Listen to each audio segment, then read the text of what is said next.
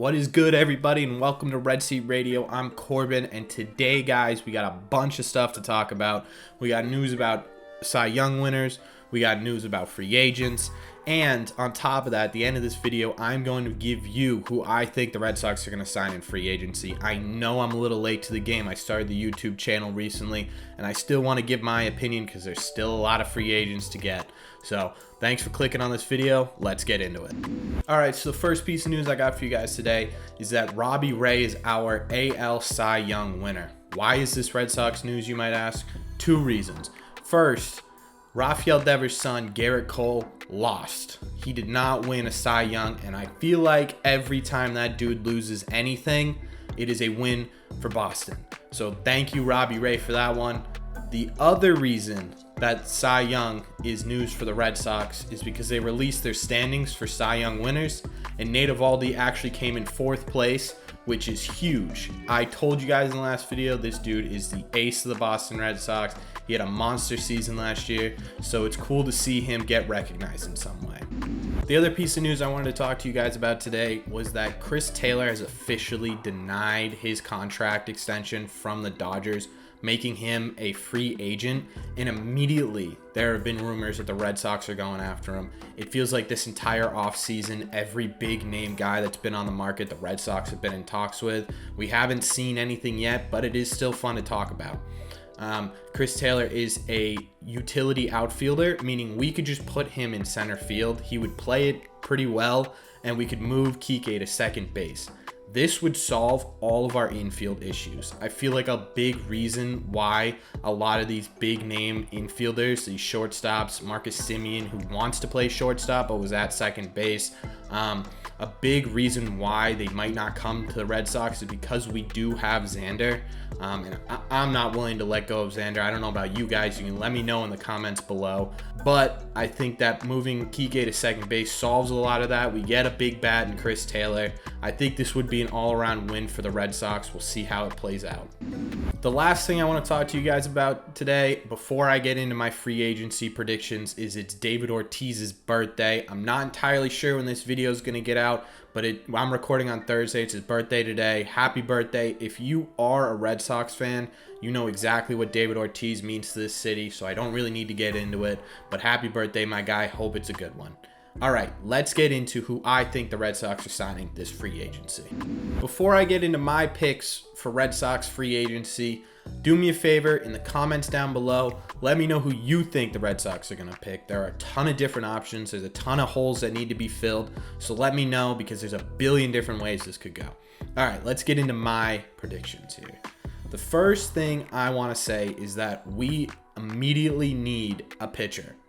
And I think that there are a ton of good names on the market right now. There are some really big name guys like Stroman and Scherzer. You saw what the Angels paid Syndergaard for 1 year. You saw what Verlander got paid for 1 year with the Astros. So those big name guys are going to get big name money.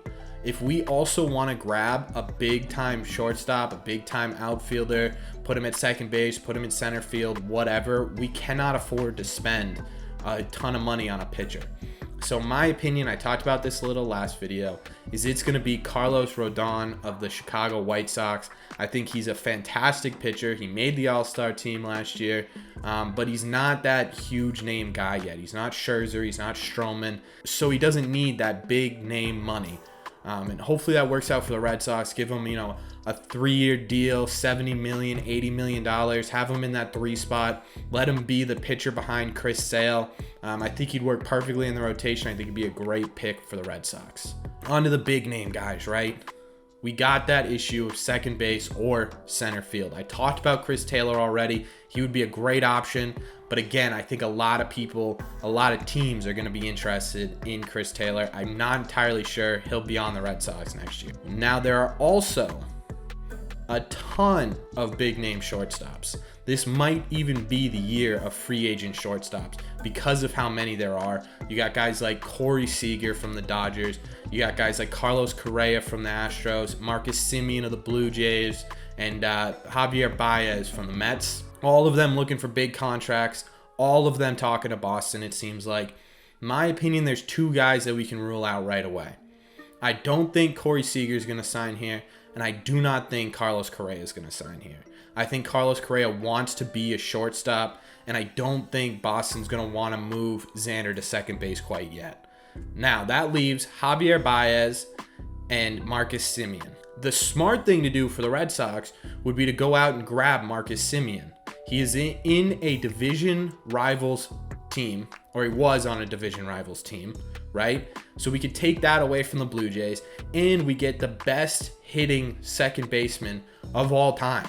He hit the most home runs at second base ever last year. He put up numbers that rivaled Vladimir Guerrero, who is in talks to be MVP. He would be the perfect candidate for second base. I know he wants to play shortstop, but he will play second base too. So throw him at second base for 2 or 3 years. Let Xander decide he's ready to move over to second base.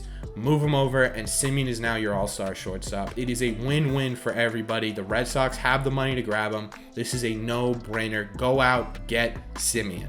The final person I want to talk about is Kyle Schwarber. We talk about him all the time. He was a highlight in my first video, but it is vital that we get Schwarber back. I do not see JD Martinez coming back after his 22 season. I think he's going to get big money somewhere else. And if we can grab Schwarber for 4 or 5 years, we can plug him into that DH spot after JD leaves. JD is going to be a huge hit if he leaves, and it would be perfect to fill his spot with someone with just as much pop. Obviously, he's not as good of a hitter, but he's got that power bat that people fear. So go out, in my opinion, you get Rodon, you get Semien, you get Schwarber, you make waves, you grab these big names, and you go out and you win the goddamn division, because we all know what this team is capable of, and now you're adding guys that really want to win. So there are my opinions. Again, let me know what you think in the comments below. Who you think the Red Sox are going to pick up this free agency? Do you think there's a different shortstop out there? Is there an under the radar guy that you think is going to be added? Let me know. Either way, if you're liking the content, you like the video, do me a favor, hit that subscribe button. This is my first ever YouTube channel, and it would mean a lot, and I appreciate it. Either way, thank you very much for watching this video, and I'll see you in the next one.